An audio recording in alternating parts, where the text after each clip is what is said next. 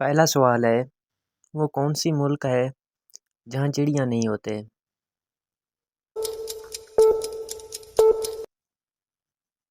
इसका जवाब है चीन। अच्छा, वो कौन से जानवर हैं जो मुख्तलिफ रंगों में फ़र्क नहीं कर सकते? इसका जवाब है गधा और बंदर। अच्छा, वो झील किस मुल्क में है जिसकी सतह का पानी शरबत की तरह मीठा है मगर सतह के 3 फुट नीचे का पानी कड़वा है?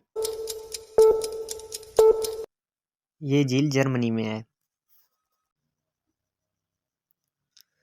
अच्छा, बंदर के कितने दिमाग होते हैं?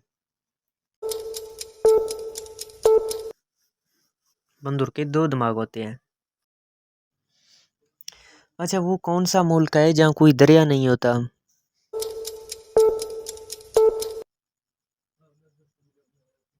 इसका जवाब है कुवैत। अच्छा, इन परिंदों का नाम बताइए जिन्हें दुनिया में अमन का निशान कहा जाता है। इसका जवाब है फाख्ता और कबूतर।